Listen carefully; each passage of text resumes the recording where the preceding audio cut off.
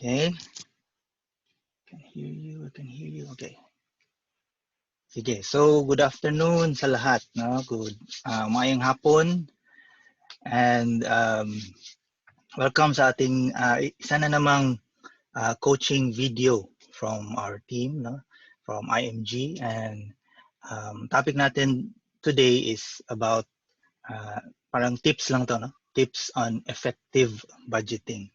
Now, I think na-discuss na natin to a few weeks ago, but ito parang review lang, no, for those na hindi pa siguro nakapag-budget. So, ito yung title natin. So, effective budgeting. So, I hope you can see my video.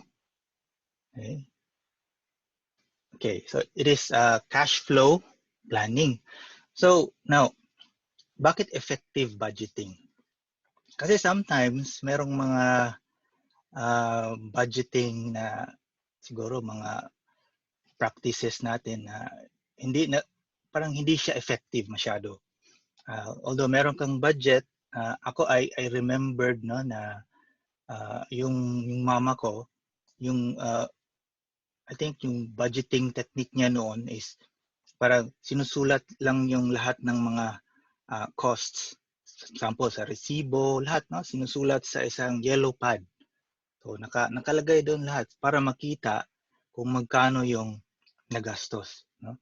Which is okay siya for tracking, but for budgeting medyo kulang. Kailangan merong i-adjust. Kasi ang budgeting is not only for tracking, it's really for planning, no? Cash flow planning. Planning your money ahead. Okay?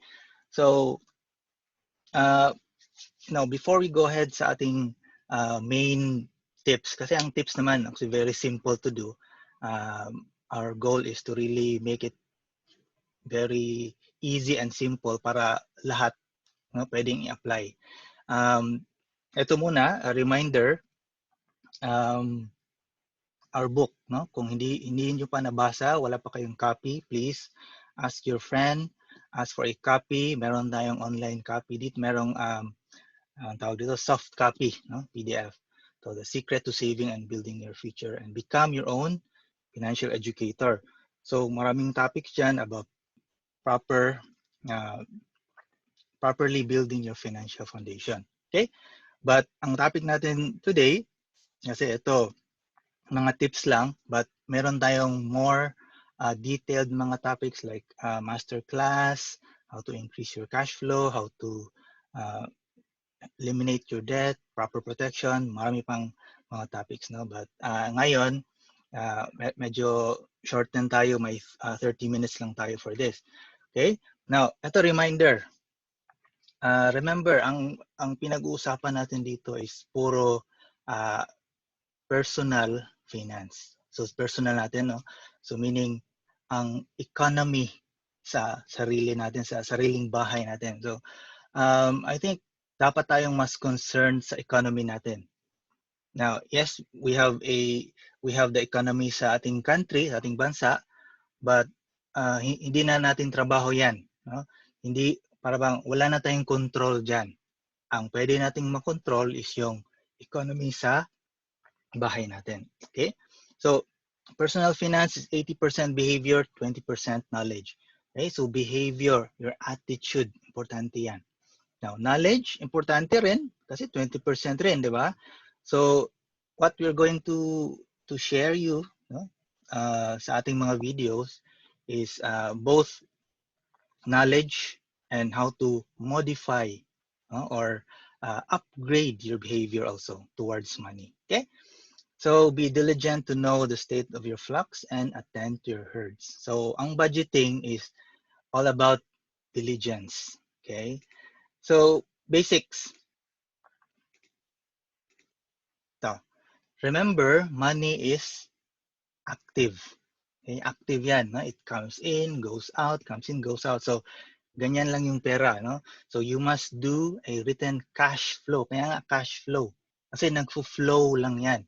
Yung pera, hindi natin yan iniipon lang lahat kasi we have to spend, we have to buy food, di ba? So, paano natin ipa-flow ng tama, okay? And that's every month, okay? And you must keep your bank account balanced. So, meaning, nakabalanse yung what comes in, income, and outgo. Income and expenses. Dapat hindi yan sumobra. No? I'll explain to you later paano yan, no?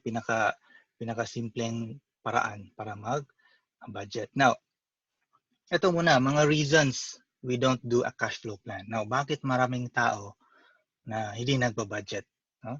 Walang cash flow plan. Now, we all know, most people walang plano.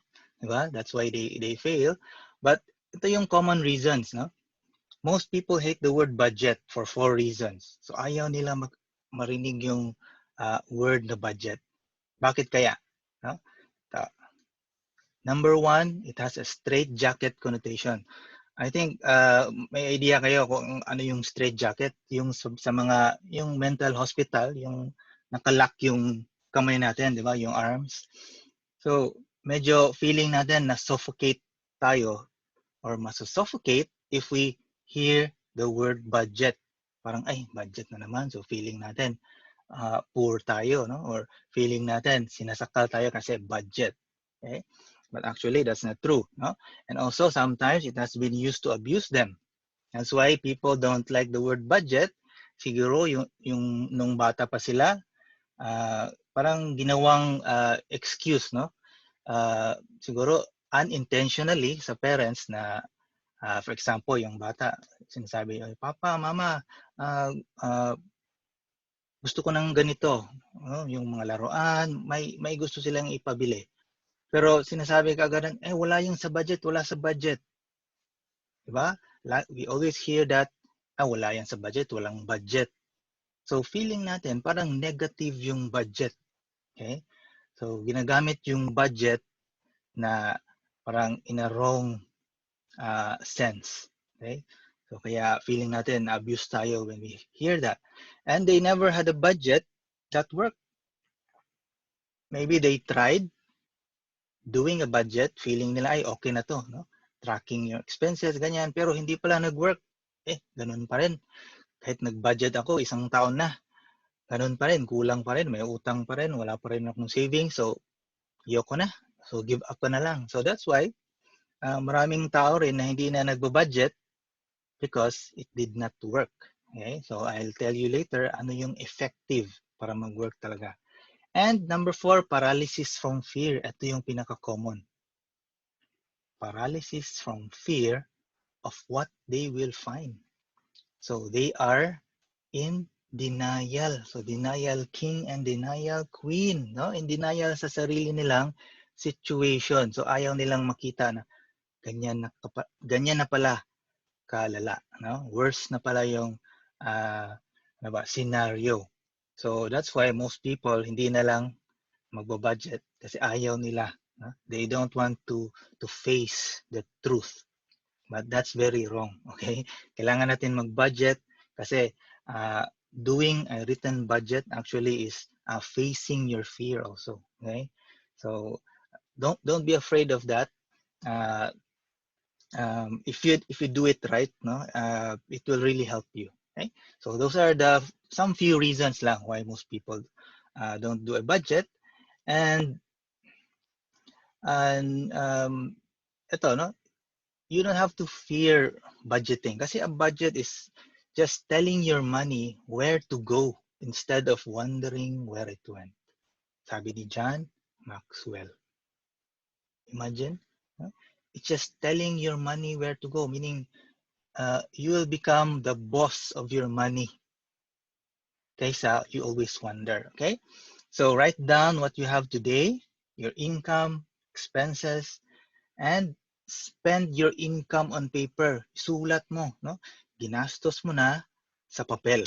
Papel mo na para makita mo. So you will see a bigger picture for that month. Okay? Remember monthly. Okay? Okay, ito na. Now, yung mga nagbo-budget na bakit hindi nagwo-work yung budget nila. Bakit hindi effective? Kasi ngayon, we're gonna talk about effective budgeting.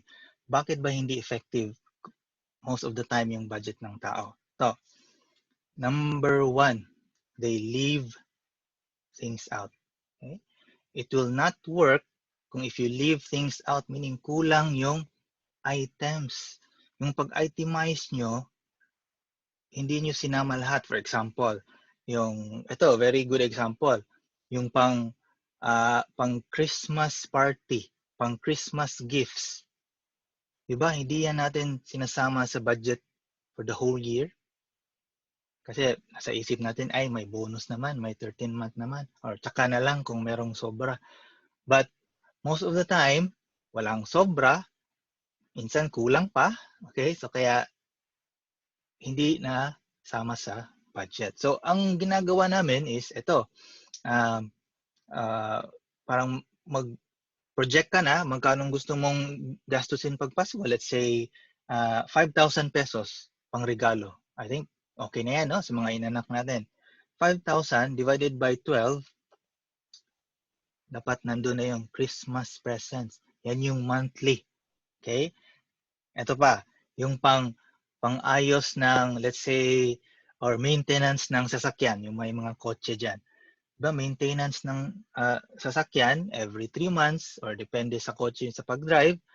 So, dapat naka-budget din yan. So, kung every 3 months, magkano yung gastos every 3 months, i-divided by 3, yan yung monthly. Dapat nakasulat sa monthly. Okay?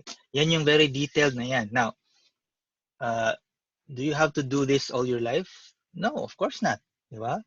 But if you're just starting out, and if you don't have that extra money, if you really want to squeeze or maximize your money, you have to do that. You have to do this, right? Everything. Now, kung meron ka ng sobra-sobrang pera, I think hindi mo na kailangan ng ganito ka-detailed na budgeting. But ito muna, for majority of the Filipinos who are struggling, pwede mong gamit, okay? And don't overcomplicate your plan. Ito, this goes out to may mga nerds ba dito, yung mga mahilig sa mga worksheets, mga ganyan, di ba? Mahilig sa mga ano ba, spreadsheets pa, di ba? So, if you overcomplicate it, mahirap i-implement. So, ang ending, kahit detailed man yan, napakaganda yung paggawa nyo ng plan, but too complicated, so hindi na lang na-apply. Okay? Especially kung mag-asawa, what if hindi naintindihan ng partner mo? Ganun pa rin, no? Hindi pa rin effective ang budget. Okay? Now, of course, ito. Hindi nag-work kung if you don't actually do it. Baka nasa theory lang, no? Theory mo lang, ay, ito yung budget ko, pero hindi mo pala ginagawa. Okay? And you don't actually live on it. Okay? You have to live on it. Day by day, every day. Kaya nga sinasabi nila, di ba? Plan your work and work your plan. Okay? So ito yung reasons why it will not work. Now, ito naman. Baka meron pa dito na hindi pa na-convince na kailangan mag-budget. Now, reasons we should do a cash flow plan. Okay? Ito yung mga reason. A written plan removes the management by crisis from your finances. So hindi ka na, parang hindi ka na reactive na planner. Kasi some people, or hindi nga some, no? Most people are reactive when it comes to money. So ang ginagawa nila, kung merong mga, let's say, mga expenses na dumarating, tsaka nila minamanage. No? Yung mga unexpected, yung ganyan. So, that's management by crisis, and that will never give you peace of mind. Okay, so if you have a written plan, it will remove that. Okay, it will remove your stress also. And managed money goes farther. We all know about time management. No, the purpose of time management is to anong purpose ng time management? Para magkaroon ng more time to do more things.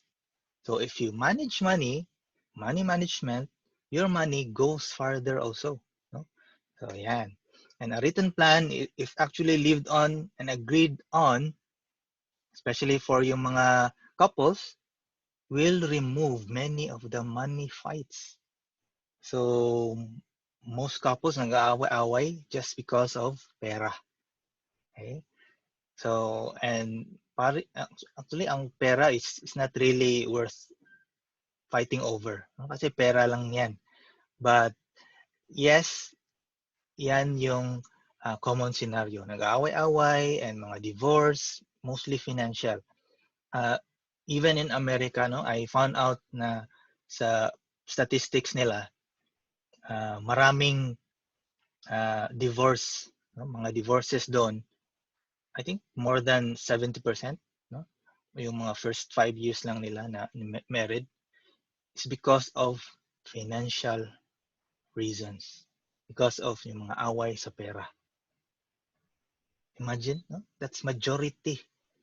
So yung mga nakikita natin sa showbiz, yung sa mga movies na ang common reason for the divorce is yung mga iba't ibang reason, no? But actually ang main reason or most common reason is yung pera. Okay, remember that. A written plan, if actually lived and agreed on, will show if you are overspending. So nakikita dito, if meron kang written budget, makikita ang bigger picture, yung overview. Now, if you can see the real picture, then kung may problema, then we can find a solution. If hindi mo nakikita yan, you'll never find a solution, of course. Diba? Kasi you don't know and you don't accept the problem. Okay? And people don't plan to fail. They just fail to plan. So, don't fail to plan. Ito, remember the top 4. Sa budget natin, always remember the top 4, the priorities. Food, shelter, clothing, transportation. Now, bakit pa natin sinasali to? Kasi marami pa rin mga tao na parang, of course, this is common sense na. Pero bakit kailangan natin i-remind? Kasi sometimes, meron silang inuunang iba. Na? Example, ito. May mga utang sa loan sharks. Diba? And of course, yung mga loan sharks, grabe silang maningil, di ba? Kung naniningil sila, minsan may mga threats pa ganyan, so tinatakot tayo minsan. Of course, technique yan. But if you give in, so ang nangyayari, pagdating ng sweldo mo, binibigay mo na kagad sa kanila yung pera mo, pangbayad sa kanila. So what happens is, kulang na yung pera natin sa food, kulang na yung shelter, kulang na yung clothing, or yung basic needs, nagkukulang-kulang na. And that's not good. So, kailangan unahin mo yung food kasi kung kulang yung pera mo sa pagkain, magkakasakit ka, hindi ka na makapagtrabaho, so siguro naka unpaid leave ka na. So, kulang na yung income mo. So, imbis gusto mong makabayad, so hindi ka na makapagbayad ng full. Okay? So, the point here is, yes, babayaran natin yung utang na yan, meron yung time for that, but prioritize yourself first. You need to have transportation para makapagtrabaho ka. You can continue earning income para makapagbayad ka. So ito common sense lang, but we have to remind people, no? Because I encountered one or actually several people na ganyan, inuuna yung bayad nila sa utang. And that's very wrong. No? Yes, bayaran natin yan, but hindi yan naka-priority sa budget natin. Siguro after na yan sa top 4. Okay? So monthly cash flow plan, let's make it simple. Net income, sulat natin. Net na lang ha. So wag mo na isulat yung gross. No? Kasi parang kung gross pa yan, theory lang yan, di ba? Ang net lang yung mababudget natin. Okay? So charity, actually, I think yesterday or the other day, diba? Why we need to give, diba? I think you have attended that. If not, meron tayong review dyan sa ating channel, YouTube channel.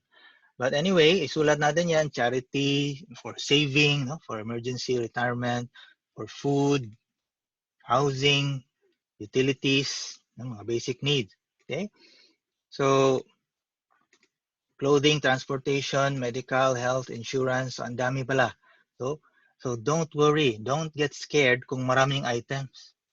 Okay? Isulat mo lang lahat ng whatever comes to your mind, isulat lang natin. Okay?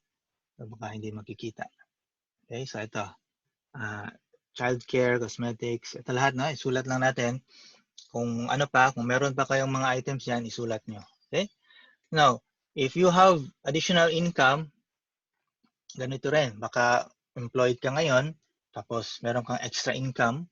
For example, IMG, meron kang extra. No? Kasi ka-start mo lang, associate ka, meron kang extra na 5,000, 10,000 pesos a month, no? As a start. So, sulat mo dito, kasi additional na yan. This is excluding your regular income, yung may mga sweldo. So, sulat mo dito yung items, no? Yung hindi pa na lagyan ng amount na budgetan, sulat mo dito. So, magkanong budget mo dyan? For example, ito, let's say, meron kang for travel, no? Meron for travel fund, ganyan. So, isulat mo lang lahat. Magkano gusto mong budget, and then kung magkano yung total, sulat mo dito, then minus, ganun lang. Okay? Minus mo lang lahat sa budgeted. Okay? So, ito example. Let's say month of April. Nag-budget ka. Net income nyo is, let's say, 30,000 muna. Example. Ito, example lang ha. I'm not sure kasi kung accurate pa lahat, but at least meron kayong idea. Sulat nyo lang sa papel or kung meron kayong Excel file, pwede rin. So, ang importante dito makikita. So, as you can see, ito, tithes, food, groceries, utilities, sulat mo dyan. So, minus mo lang, no? 30,000.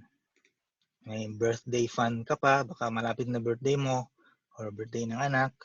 Okay? So, Christmas gifts, sulat mo dyan. Ito, monthly ha, monthly. Yan. Baka may plano ka pang bumili ng new car or new cellphone or pang shopping.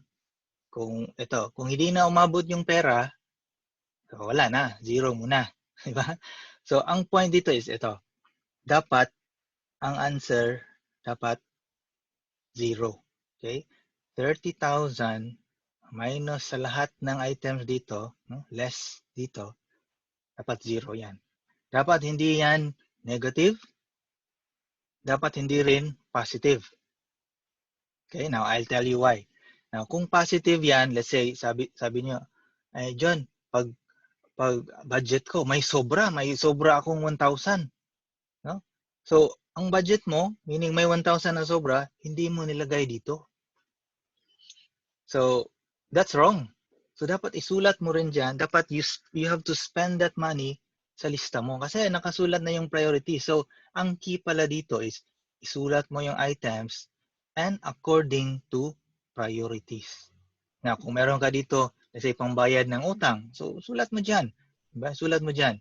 So, kung magkano lang inabot, yun ang babayaran mo. So, sabihin mo sa inutangan mo, pasensya na, ito lang talaga kinaya ko, 'di ba? So at least you're showing may intention, no? You have good intention to pay back. Ganun lang talaga kaya mo eh. So at least you're showing that. Okay? So again, make it zero. Kasi ito ang tendency kasi. Kung hindi mo to gawing zero, kung merong sobra dyan, what do you think will happen? Will happen? Anong mangyayari sa sobra? Let's say meron kang 1,000 na sobra after sa budget mo. Medyo may sobrang 1,000. So feeling mo, okay na. Mali. Kasi ang 1,000 na yan, kung hindi mo nilagay sa budget, mawawala din yan. No? You will always wonder where it went. Diba? I think we have experienced this already. No? Yung hindi mo sinama sa budget, parang after a few months, few years, sinasabi natin, saan na kaya yung pera na yun, di ba? Yung yung kinita mo for the whole year.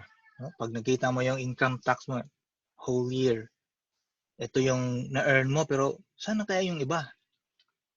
Kung hindi mo sinama dito, you will always wonder, no? Inaanay yung pera mo, nawawala. Okay? So ito lang tips. Use the zero-based budget. So yan yung tawag doon, zero-based budget. Dapat zero. Income minus outgo, zero. So now if you're starting out, no, now if you can if you think na hindi ka pa masyadong madisiplina sa pera, use the envelope system and using cash. Okay? Lagay mo sa envelope, naka-label yan, ito yung pang pagkain, ito yung mga some items lang, hindi kailangan lahat. Food, groceries, yung mga ganun lang, no? Basic.